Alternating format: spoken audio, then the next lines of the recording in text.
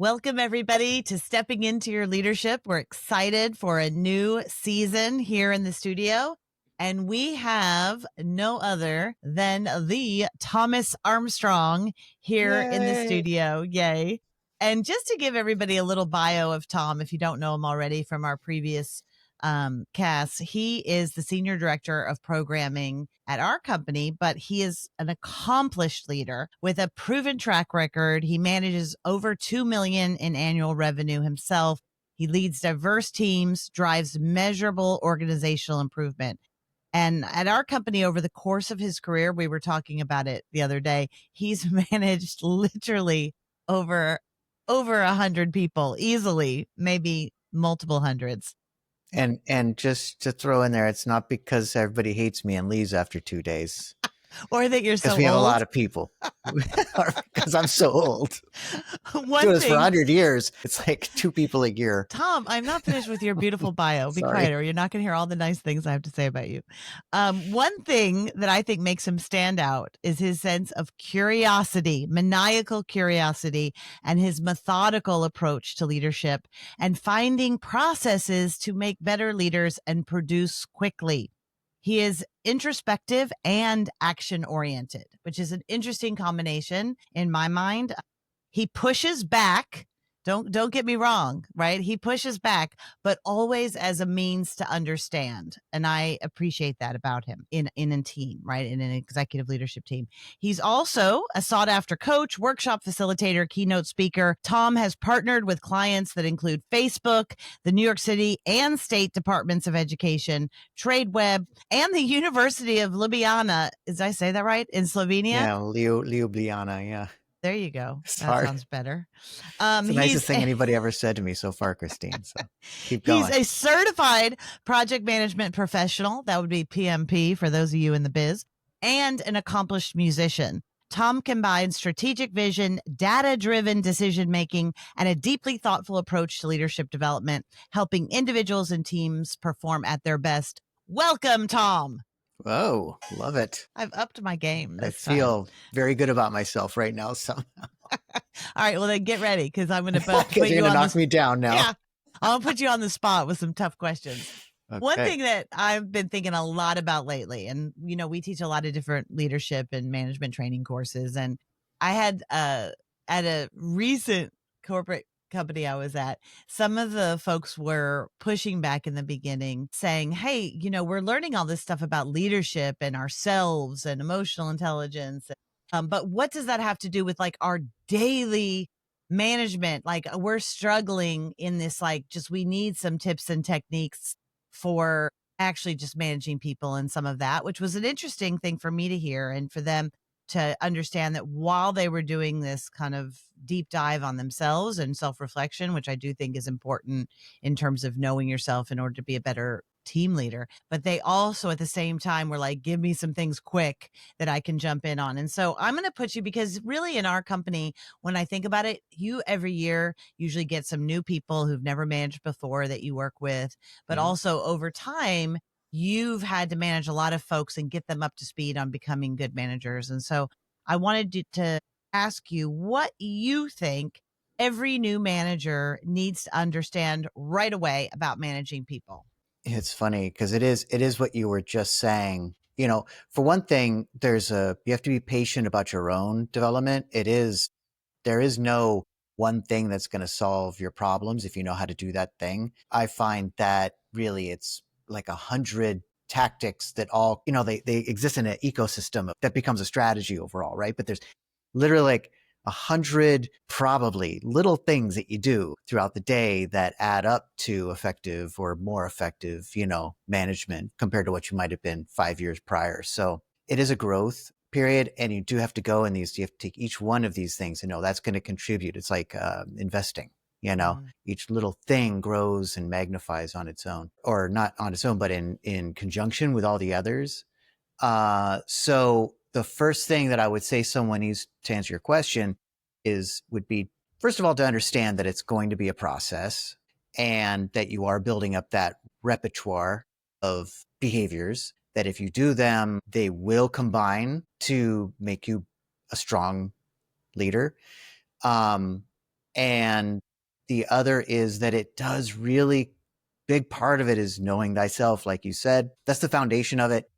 And, recently I was, took some crisis prevention training, and the core of that is really also like you need to be able to maintain your baseline emotionally when you're under a stressful situation in a crisis, for example. And because you co-regulate with others. So if someone else is leaving their emotional baseline because they're stressed about whatever and you escalate with them, you actually co-dysregulate each other. And so as a leader, it's a skill. It's one of your primary skills is knowing yourself, knowing what will actually help you to maintain your baseline during high stress situations, because others will regulate with you and they'll dysregulate with you as well. So that's kind of a really central skill on which almost everything else does sit. So I do advise learning, getting better at managing your own emotions, knowing your triggers, understanding how to maintain your composure and your sense of calm. I was terrible at that early on when I was in high stress situations, and I got better and better. And it is really key for, I think, a strong leader to be able to attain that. Of that, we talk about emotional intelligence, which, by the way, we've been talking about for decades, but somehow now it's the buzz term. You see it everywhere. Even, you know, even what my daughter, is 19, they talk about it with dating. Oh, he doesn't have enough emotional intelligence. Or you hear him on Love Island talking about emotional Sure. intelligence, Yeah. but emotional intelligence, we always define it. It's self-awareness plus self-regulation. And what you just described is exactly that.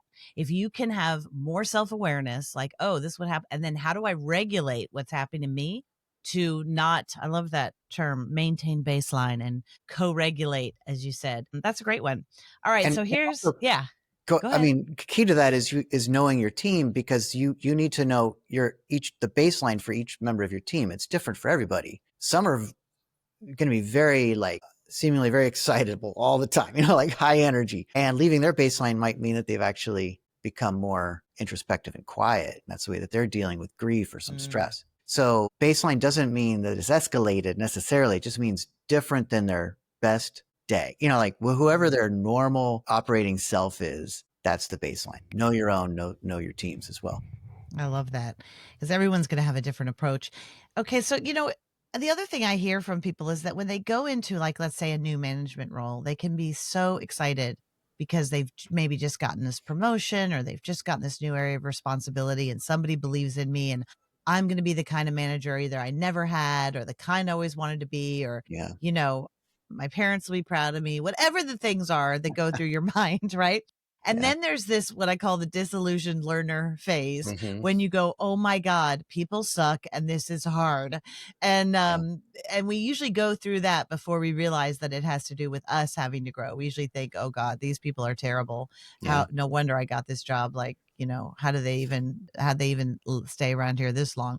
But in that, if you can remember back to when you first became a manager, what was one of the harder lessons you think you had to learn? Because I think it's good for people to know that you just don't come out of this great from the beginning, that it's a lot of hard just practice, and we make a lot of mistakes in our learning. Do you have anything that was a good example of a hard lesson that you had to learn? Yeah, I'm kind of embarrassed by when I look back on it, it's funny you should say it, because there are things that every once in a while I just remember my first year or first months.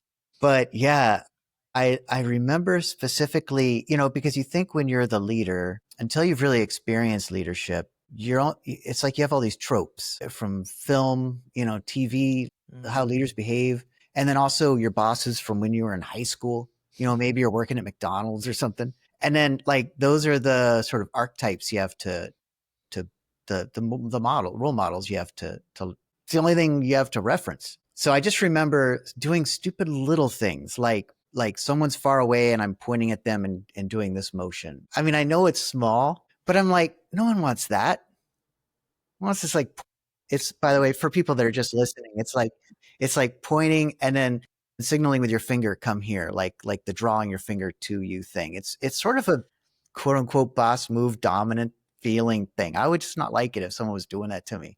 Yeah, Like like a teacher almost it's a in the classroom or teacherly, it's something. definitely sort of paternal or something. It's just little things like that. Like the way that you step into it And it's these little tiny behaviors again that can make someone feel like, dude, don't do that. Just say, hey, can we talk? Because before you were my boss, when we were colleagues, you never did that. And now you're the boss and you're acting bossy, you know? Did So someone have the guts to tell you that, or did you just no, figure it I out? just kind of figured that out. That Okay. I did have a former colleague get really upset with me, and they started sort of the interaction suddenly became totally different.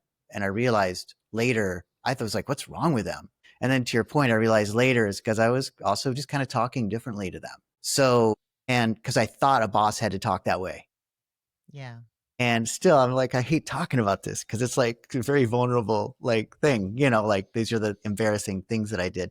They're small, they seem small, but it's like not as failing as a leader, I think, to sort of do things that are kind of more like I'm relying on my new authority as my influence. And I kind of quickly learned from it not working out that way. I was losing influence by doing that, that I had to rely on my relationship skills. I had to rely on actually serving. And then I figured out this leadership's kind of funny because I have to actually, if there's anything where there's them versus me win something, they always have to win. So now I have to actually kind of always I can't use my authority to gain actual benefit. I always have to be serving because then people see that and they appreciate that. They like that it's like, oh, he's taking care of me, you know. My boss has my back. And then he'll also give me coaching and feedback and support where it's needed, but I can trust that because I have a good relationship with him. So that just took time for me to figure out.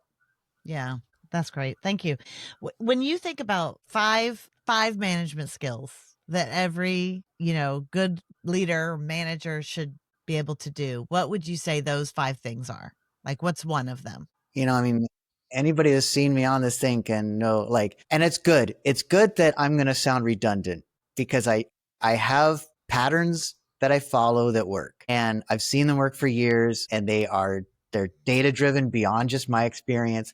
The one-on-ones, you know, anybody that knows me is going to be like rolling their eyes. Oh, here he's talking about his one-on-ones again. So that is a specific behavior that you can do as a supervisor that will dramatically, you know, impact your work in ways you might not notice. But as soon as you stop doing it, you're like, oh, what's happening now? There's assumptions that they have or miscommunications that are going on, you know. So the one-on-one structure, you know, should we talk about it? I think we should, because honestly, it is the thing that I get maybe the most pushback from, because it scares new managers about their time, because they Mm-hmm. are so overwhelmed with the amount of new workload and what they want to get done, that they are absolutely frightened by the feeling of when I lay out the structure of the one-on-one. And I'm a big fan of it too.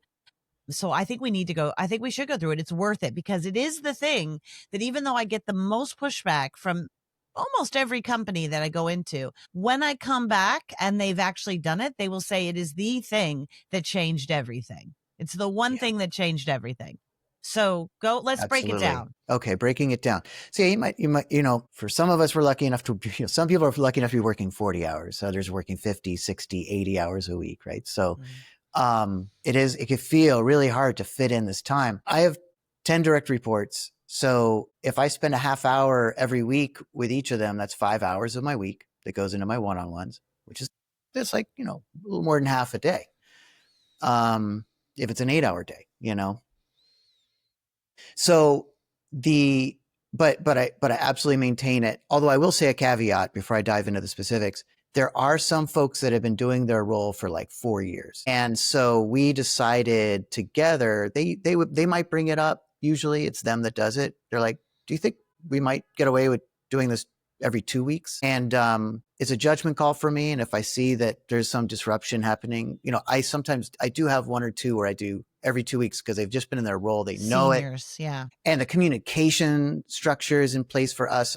We just know each other really well, and there's a lot of trust there. So they can reach out to me if they have an issue and we'll talk about it, but they're actually not that common that they have to do that anymore. So the one-on-ones are less pertinent, but they still have to happen. So it's every 2 weeks for a small group. The majority, it's once a week, and we schedule it. It's in the calendar. It's not spontaneous. Everybody knows. And I usually do, like, for me, I have like 3 on Tuesday, and then I'll, you know, I kind of stack them. So I have this window of time where I'm doing a few and then a few and then a few. And the way the one-on-one is structured is I sit down with my direct. In person is great But if not, I do like to have them on the phone because then I'm not having to look at my screen. Because I already get so much screen time. And so do they. So it's structured so that it's a half hour. Ideally, they speak. So they always lead. So I always start with this statement. I don't even say, how are you doing?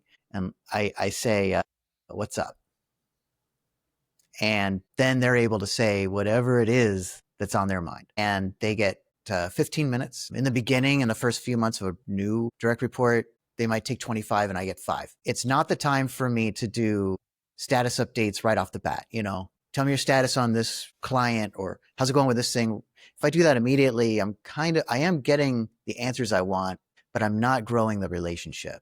I'm kind of squashing the relationship if I jump in right away. So they lead the first, and literally they talk about whatever is important to them. Almost always that's the status of a project, or a conflict they have with something that's going on at work, that they need to help resolving. Sometimes it's their mother's sick. Sometimes it's they might have to put their dog down. Sometimes they just got a new dog. Like there's personal stuff that finds its way in there, and I listen and I ask questions, and I'm invested in whatever it is they're sharing, even if it has no interest in my world. Really, I'm interested in what they're interested in.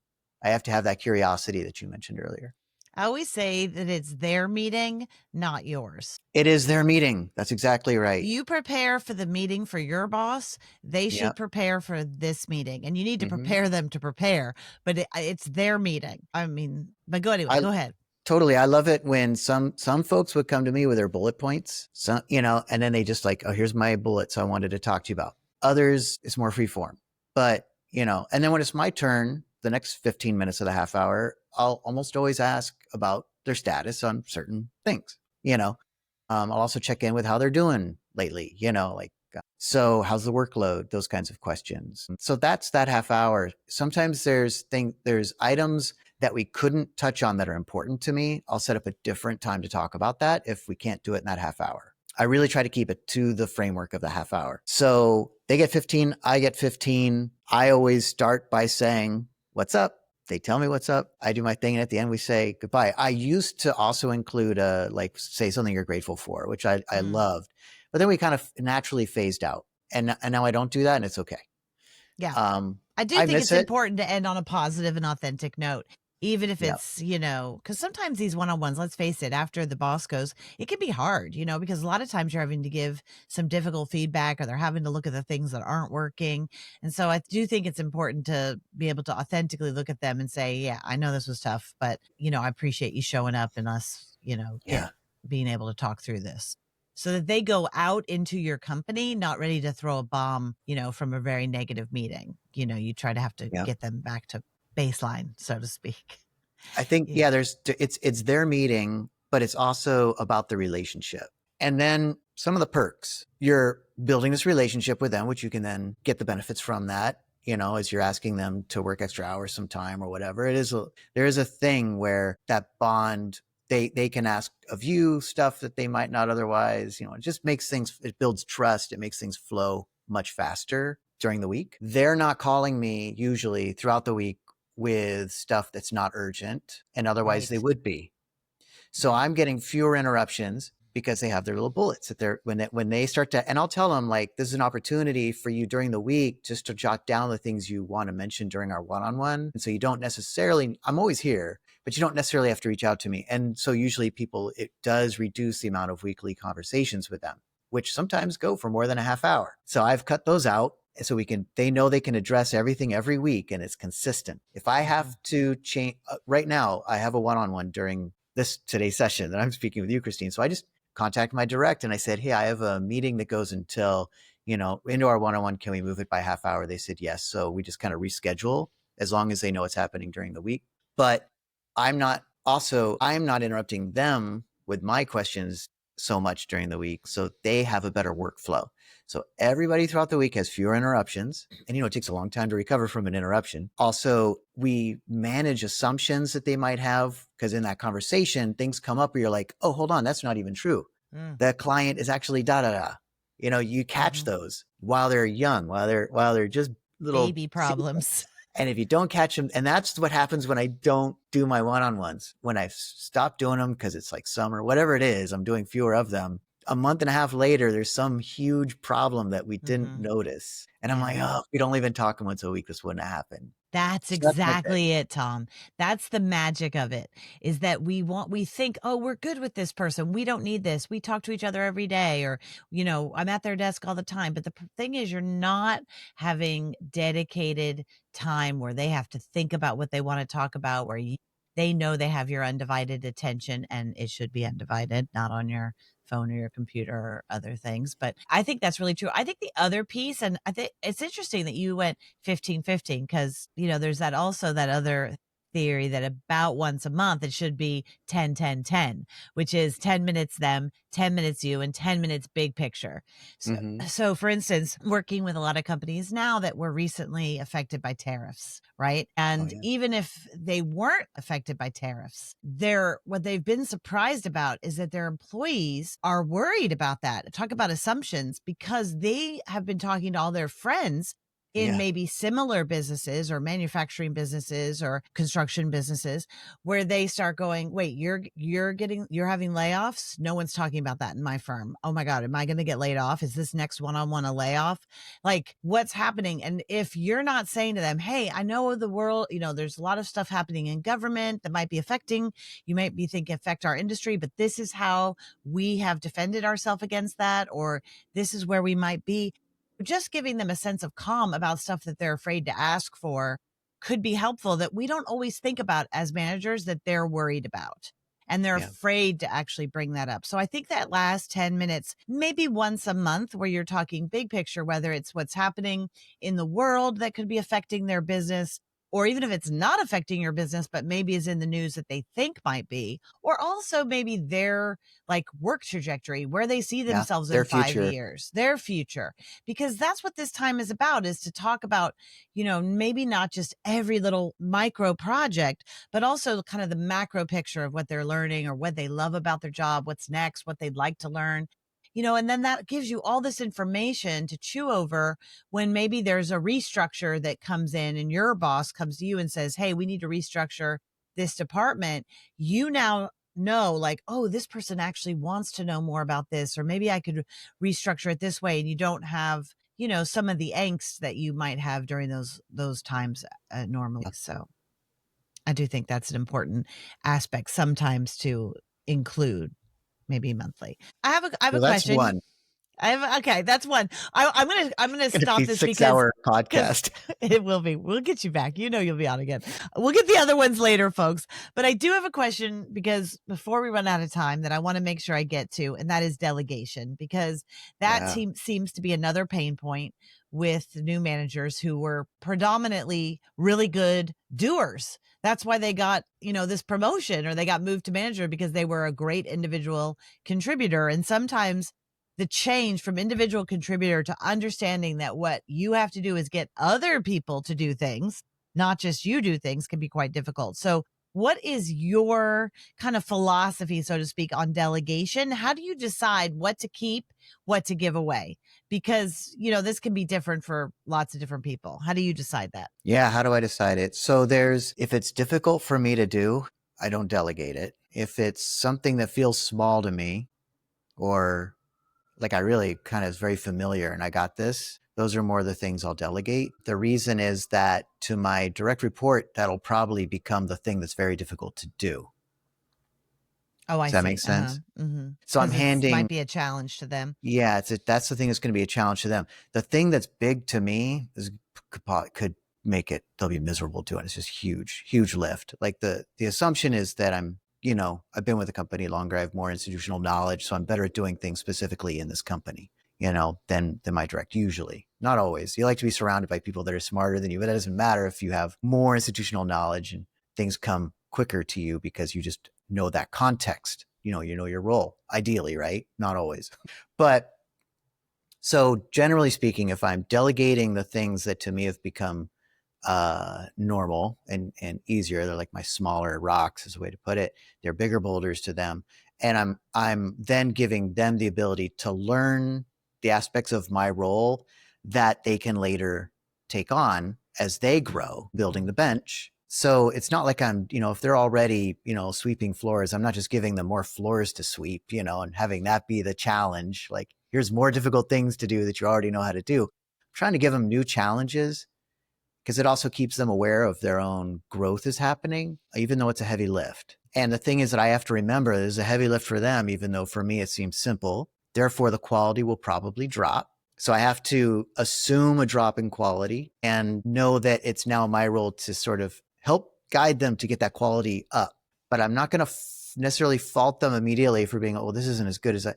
This, let's talk about just, let's say it's PowerPoint creation, just something, I'm trying to think of something easy to, like maybe I can make some really nice PowerPoints and now I'm delegating that to someone else and their PowerPoints aren't quite at the quality I'm used to from my own. And I go like, why do I even ask my team to do that? That's your point at the beginning of this, right? Because now the PowerPoints look terrible for the clients. And now even I have to do PowerPoints. I shouldn't be my role, You have to assume there will be a change. And then, maybe you map it out. Hopefully, in 2 months, we'll get them there. And this is what I have to do to show them how to get to the quality point that's required. And so there's a growth spurt, there's a growth change. So I have to be, as the leader, it's your role to always be thinking longer term than you had to in your previous role. And part of that longer term thinking is my direct reports have a growth curve. And at what point do I expect them to be able to perform at the level that we would consider high quality? Because initially they probably can't. So it's my job to get them there. Yeah, I just want to say, because you reminded me of this with your PowerPoint example. I have a friend's daughter who did an internship at a big marketing agency this summer, and she's in her, she's in her sophomore year of college, but she was between her freshman and sophomore year of college. And they asked her to do, their decks, their PowerPoints, thinking, this is going to be the same thing you did, right? This process. Meanwhile, she did such a good job and came up with a totally innovative way to do their decks. Also true. That now she's hired by this company all year while she's in college to still do their decks. So sometimes they will surprise you, especially young people, with new They'll ways do of better doing than you things. ever did. Yeah. Right? Because they're suddenly using technology you're not familiar with. That's right. That literally happens in my work. I see some people, I get totally surprised by their innovations. And so you're also allowing for that to happen. And yeah, they might completely surprise you and come up with something better, higher. Now they're setting a new bar of quality. It doesn't always happen that it's going to drop. Saying like it's better to err on the assumption that it will drop and that you have to give them the guidance to get them there, or decide who. You don't have to be the one training them, but you have to get someone. You have to delegate someone else to also train. Right. Maybe it doesn't have to come from you, but they do need the training, and someone needs to do it. So either you do it or you delegate that. Yeah. As well. I think it's good to do a self-assessment if you're a new manager, not right away, but as you're monthly for yourself, to look at it and reflect and go, am I still just taking on more work as a great individual contributor because that's comfortable to me and I'm growing and I'm afraid to put responsibility on other people? Or what am I actually honestly delegating? Think of it a little bit, before you just do it in a panic or because you have to. Because eventually, if you don't, if you have a good boss, they're going to notice it and say, you need to start delegating some things. And better to start with something small, like you said, starting right away, being open and honest with them about we're going to be delegating and I'm new at this too. So let me make sure I'm clear and, work for clarity. We're all humans and we want to feel good. We want to feel rewards from our good work. And when I'm a new manager, my quality's dropped because I'm in a new role doing new things, not as well as my boss can do them. And that's a painful place to be when you realize, to your point earlier about the, what did you call it? The disillusioned beginner, Learner, something disillusioned learner. So when you're in that phase, it could be like a warm, comfy blanket to do the thing you used to do brilliantly and the thing that got you the promotion, that because you were so good at this other thing. So it is nice to step back in there and do these things well, because you're like, oh, I do this well. I enjoy doing something I do well. And you get less dopamine for sure by, I get dopamine from learning, but I get a lot of good feelings from doing something well, that I'm proud of my work. And when I'm in a new role, I'm frequently a little bit disillusioned with my own capabilities. It's kind of an uncomfortable place. One thing I did early on in my career, it's so embarrassing, but I used to have to go in, let's say, I was working in classrooms and teaching and, working with young people as you did too. And one of the things that we have to do in our role is get new people to do that, right? Get up and have them and then observe them running the class. And way too often in the beginning, if they were struggling or because I felt so uncomfortable with their struggle, and I'm sure it was not even as noticeable to the kids as it was to me, but it was so uncomfortable for me to sit in that watching them learn that I actually would jump in and take over the Yeah. class. Like the worst thing a boss could do, right? Is like Yep. say, "Oh, you're doing this, but now I'm going to jump in and show you," and I wouldn't even say it. I would just jump in and like you would see them deflate, but it made me feel like, okay, like I can breathe. And so I had to really look at that. And Yeah. somebody saw me, my boss saw me do that. Like one time he came in, and of course I'm nervous because my direct report is floundering in this classroom. And he sees me jump in, and I'm thinking to myself, okay, he's going to be happy that I saved the day. But really, afterwards, I was the one who got some tough feedback that was like, why did you jump in there and save him? Like your job is to watch that happen, take some notes, and then give them some feedback afterwards. But now you need to go apologize that you just jumped in on Yeah. this. And I was shattered because I felt such shame and embarrassment that I did that. And I had to go to them and be like, I'm so sorry that I did Yeah. that. I did not show any trust in you. I know it's learning, because when I jumped in, they didn't learn anything. All he was thinking about the whole time was like, what a horrible person. I'm The so hell's this? embarrassed. Their brains shut Yeah. down from learning. So Sure. nobody learns anything. The class, I also undermined him in front of the whole class. Like that's done. I probably made Hmm. way more wreckage than I helped. So anyway, it's really hard as a new manager to watch somebody fail, but that's how we learn. Those moments of failure are how we learn. And if you can sit through it and then coach them on it, unless it's a crisis, right? If they're going to burn down the place in the process, but Safety or something. Yeah. safety or something, right? You're going to lose this client forever. But most of the time, it is not as big a deal as you think. And that learning experience is way more valuable in the growth and arc of them as a worker, a leader, you name it. So, anyway, Tom, we could go on about this forever, and It's we really fun. will in Yeah. future ones. We got through just a couple. We were going to get through more of your tips on being a good manager and this kind of management 101 series, I call it, that we're doing because it is something to be studied and to learn about and to hear from people who have gone through so many things like you have. So thank you for being on here today. Thanks, Christine. It's a pleasure as always. Bye.